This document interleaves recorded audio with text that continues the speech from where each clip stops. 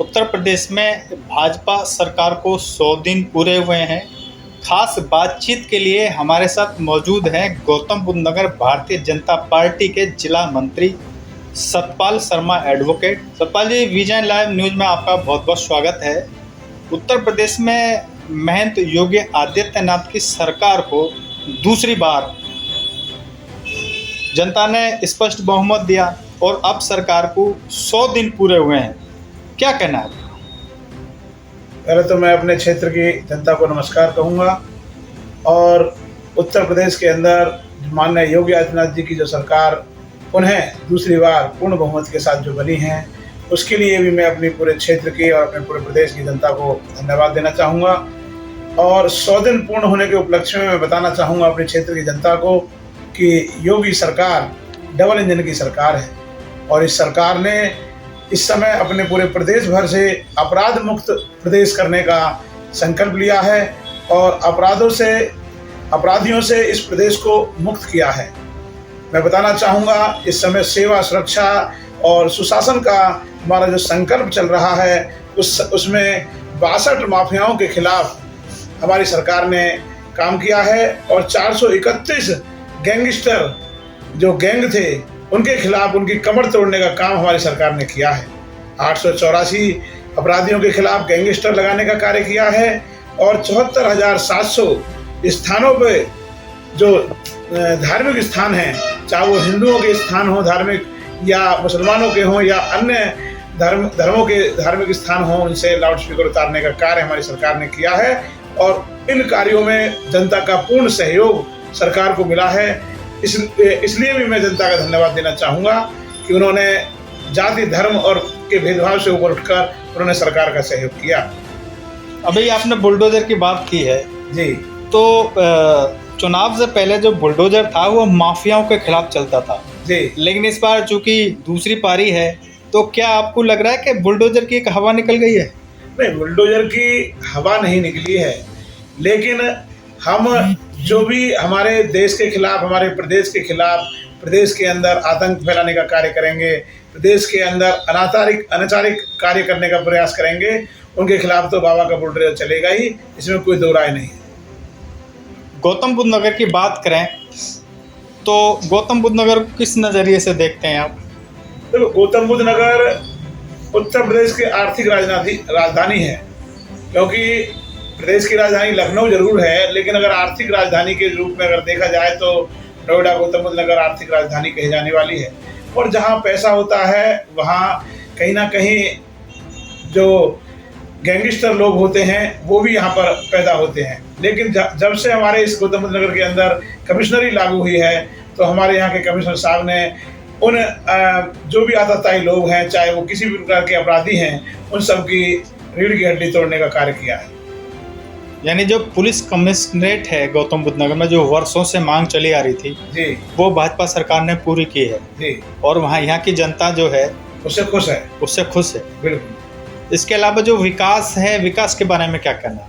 तो विकास के बारे में, विकास कभी भी पूर्ण नहीं होते, लेकिन फिर भी हमारी सरकार प्रयास ये कर रही है कि जहाँ जहाँ रास्तों की बात है, जहाँ हमारे रोडों की बात है, लिंक रोड हैं, उन सब के लिए हमारे माननीय नितिन गडकरी जी जो केंद्र सरकार में मंत्री हैं, कैबिनेट मंत्री, उनके द्वारा पूरे प्रदेश भर में और पूरे राष्ट्र में जगह जगह प्रत्येक दिन सैकड़ों किलोमीटर हाईवे बनाए जा रहे हैं। तो विकास के लिए कहीं अछूता नहीं है हमारा प्रदेश। आज विकास से बहुत आगे बढ़ चुका है। हर प्रदेश में अगर विकास की गति देखी जाए तो उत्तर प्रदेश की नंबर 1 विकास की गति है, इसलिए विकास में हमारा प्रदेश कहीं पीछे नहीं है। अच्छा, 2 मामले। एक तो सीएम साहब ये कहते हैं, पहले भी कहा था कि गड्ढा मुक्त सड़कें जी, तो क्या आप मान रहे हैं कि गड्ढा मुक्त सड़कें हो पाई हैं? देखो, एक प्रयास किया जा रहा है कि सभी गड्ढों को जल्द से जल्द भर दिया जाए। अगर कहीं गड्ढे रह गए हैं तो उनको हम चाहेंगे कि हमारे प्रशासनिक अधिकारी तुरंत संज्ञान लें। उनको मैं जनता से भी अपील करना चाहूँगा कि अगर कहीं गड्ढे हैं तो वो उसकी शिकायत संबंधित अधिकारियों तक अवश्य पहुँचाएं। उन गड्ढों को हम जल्द से जल्द भरने का कार्य करेंगे। दूसरा, भाजपा ने अपने संकल्प पत्र में ये वायदा किया था कि गांव से लेकर, शहर से लेकर जो बस की कनेक्टिविटी है वो जोड़ी जाए, ग्रामीण क्षेत्र में बसें चलाई जाए। लेकिन क्या मानते हैं कि पब्लिक ट्रांसपोर्ट पे सरकार खरी उतरी है?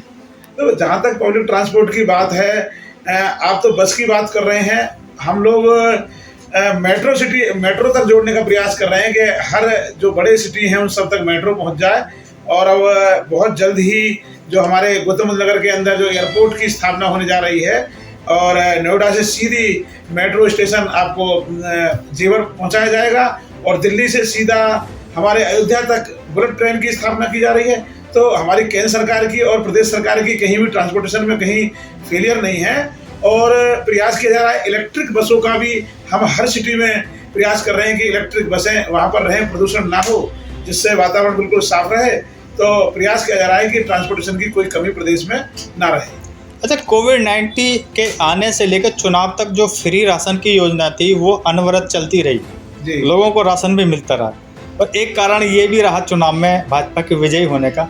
लेकिन सरकार आने के बाद आपको क्या लग रहा है कि जो राशन है वो जनता कह रही है कभी उस समय से नहीं मिल पा रहा, कभी चावल है तो गेहूं नहीं, क्या मानते हैं आप इसमें?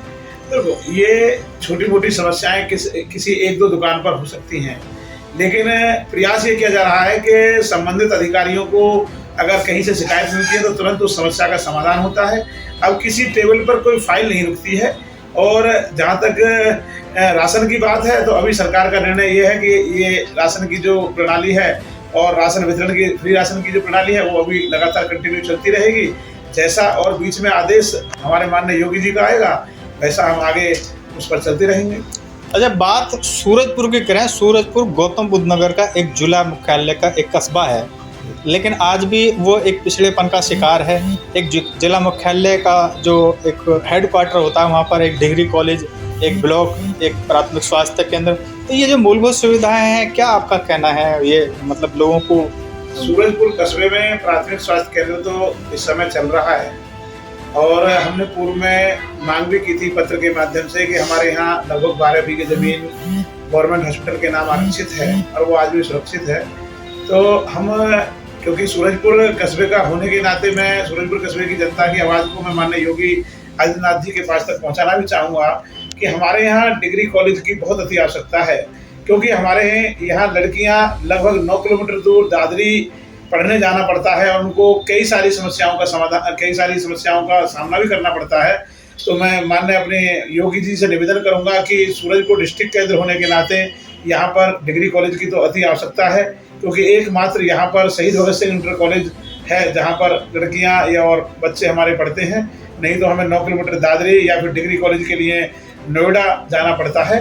तो इसके लिए तो मैं बिल्कुल, क्योंकि बहुत सारी हमारे योगी जी ने अभी 2 कस्बों को गोद लिया है, कासना और सूरजपुर कस्बे के लिए भी उन्होंने 50 करोड़ रुपए की व्यवस्था अपने इस बजट में रखी है और पहले इसी बजट में इन्होंने 10 करोड़ रुपए हमारे लिए सैंक्शन भी किए हैं, जिसको प्राधिकरण धीरे धीरे अपना सौंदर्यकरण में बाहरी सौंदर्यकरण में लगा रहा है। और मैं चाहूँगा कि जो अगला बजट 40 करोड़ का आएगा वो हमारे सूरजपुर के अंदर के जो विकास कार्य हैं, चाहे नाली खरंजों के कार्य हैं, चाहे और सीवरेज के कार्य हैं, उन सब में वो पैसा लगाया जाएगा।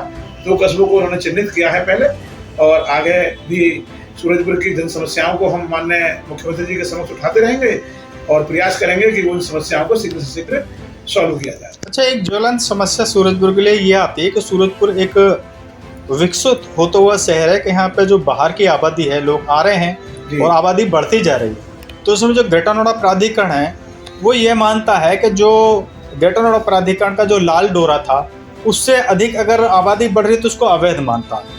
लेकिन अभी हाल ही में जो ग्रेटर नोएडा प्राधिकरण के नए सीईओ सुरेंद्र सिंह आए हैं, उन्होंने अभी जो मंत्री जी आए थे औद्योगिक विकास मंत्री, उनके सामने ये बात रखी थी जो कॉलोनी है, जो अवैध कॉलोनी है, उसको नियमित करने का भी एक योजना चलाई जाएगी।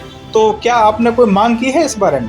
नहीं, हमने पूर्व में भी अपने जो पिछले वर्ष जो हमारी सरकार थी, हमारे 5 वर्ष के जो कार्यकाल में, उसमें भी हमने अपने कमेटी के द्वारा यहाँ से पत्र लिखकर ये मांग की थी कि जितनी भी हमारे यहाँ कच्ची कॉलोनियाँ कहा जाता है, प्राधिकरण की नज़र में कच्ची कॉलोनी बोला जाता है, उनको नियमित कर उनमें जो सारे काम, चाहे वो सीवरेज के काम हो, चाहे वो नाली खरंजों के काम हो, आरसीसी के काम हो, वो सब कार्य कराए जाएँ। अभी पूर्व में बराही माता का हमारा बहुत ही विशाल मंदिर है, वहाँ पर वर्ष में 2 मेला लगते हैं हमारे, बराही मेला और दशहरा मेला। वहाँ पर उस रोड को लगभग 1.25 किलोमीटर का रोड है, उसको आरसीसी बनाने का काम प्राधिकरण ने किया है। और 2 रास्ते अभी हमने पुनः प्राधिकरण से मांगे हैं। अपना जो भाटी रोड है, पुराना माननीय महेंद्र भाटी जी के समय पर ये रोड बना था और अब उसकी बहुत ही खस्ता हालत है। एक वो रोड और एक लालू हलवाई के मकान से लेकर और अपना दुर्गा मंदिर है ज्ञान मंदिर की कॉलोनी तक, ये 2 रोड की हमने मांग की है और प्राधिकरण में वो फाइल चलाई है। शीघ्र से शीघ्र हम इन 2 रोडों को बनवाने का कार्य करेंगे जनता के बीच। 100 दिन पूरा होने पर सरकार से जनता की और क्या अपेक्षा है? तो अपेक्षा तो जनता की हमेशा लगी रहेंगी, क्योंकि सरकार जितनी जल्दी कार्यों को पूर्ण करेगी उतनी जल्दी आने वाले कार्य जो उनकी नज़र में, जनता की नज़र में और कार्य होंगे, उनकी लालसा जनता की नज़र में रहती है। और हम प्रयास करेंगे जिस प्रकार हमने 100 दिन में लगातार अच्छे से अच्छे कार्य करने का प्रयास किया है, आने वाले समय में और अच्छा कार्य हम प्रयास करेंगे कि जनता की नज़र में हम और अच्छा बेहतर से बेहतर कार्य दे सकें। अच्छा, जिला भाजपा संगठन की ओर से इस मौके पर आप जनता को क्या संदेश देना चाहते हैं? मैं जनता को यही संदेश देना चाहूँगा कि आप सरकार का साथ दें और माननीय मोदी जी का जो संकल्प है सफाई अभियान का, उस संकल्प में कूड़ा अपने घर से कूड़ेदान में ही अवश्य डालें, कूड़े इधर उधर ना फेंकें। मैं जनता से ये कहना चाहूँगा कि जो सफाई अभियान का महत्वपूर्ण काम है उसको हम बिल्कुल अपने घर की तरह समझें, रास्तों को, नालियों को, उनको हम कूड़े कचरे से ना भरें, और यही मैं कहकर अपनी बात को। अच्छा, इस मौके पर एक सवाल ये भी आता है, अभी सरकार ने प्लास्टिक को बैन किया है, पॉलिथीन को बैन किया है। जी, सिंगल तो यूज। इस बारे में जो भाजपा संगठन है उसकी ओर से क्या अभियान, क्या जागरूकता फैलाए दे?